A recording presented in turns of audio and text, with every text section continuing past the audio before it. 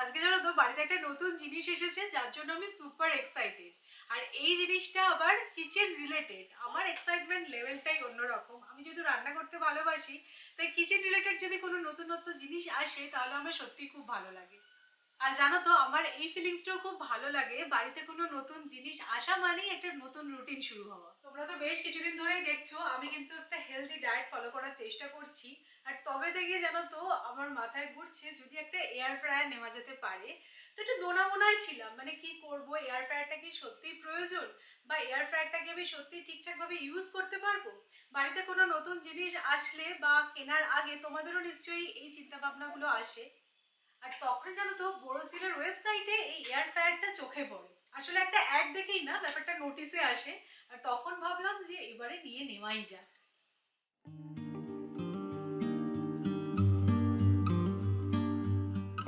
জানো তো air ফ্রায়ারটা choose করার ব্যাপারে আমার কাছে যেটা সব থেকে ইম্পর্টেন্ট ছিল সেটা হচ্ছে ক্যাপাসিটি। তোমরা দেখোই আমাদের ছোট্ট ফ্যামিলি, আর আমার মনে হয়েছে আমাদের ফ্যামিলির জন্য এই 3.6 লিটার ক্যাপাসিটির এয়ার ফ্রায়ারটা একদম পারফেক্ট। না খুব বড়, না খুব ছোট, একদম প্র্যাকটিক্যাল।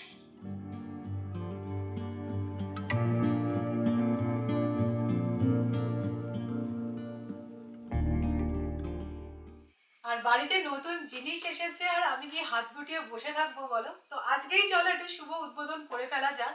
আর আজকে এয়ার ফ্রায়ারে আমি কি বানাবো সেটা কিন্তু আমি আগে থেকেই প্ল্যান করে রেখেছিলাম। বোরোসিলের এই এয়ার ফ্রায়ারে তোমরা পেয়ে যাবে 4 in 1 ফাংশন, মানে বেক, গ্রিল, রোস্ট আর রিহিট সবকিছুই হবে সুন্দরভাবে। বেস্ট পার্ট হলো এর কুইক ফ্রাই টেকনোলজির জন্য খুব তাড়াতাড়ি মুচমুচে খাবার তৈরি হয়ে যায়, তাও আবার 90% লেস অয়েলে।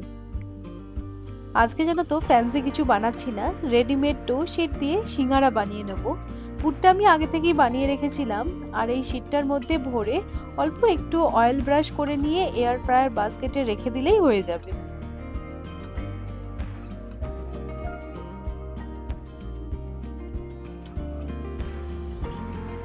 এখানে দেখো টেম্পারেচার আর টাইম দুটোর জন্যই কন্ট্রোল নবস দেওয়া আছে।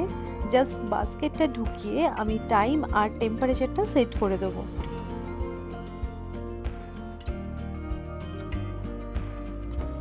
এর অটো অফ ফাংশনের জন্য খাবার পুড়ে যাওয়ার কোনো ভয়ও থাকে না। আমি না সুপার হ্যাপি। উইদাউট অয়েল কি সুন্দর সিঙ্গারা ভাজা হয়ে গেল দেখো।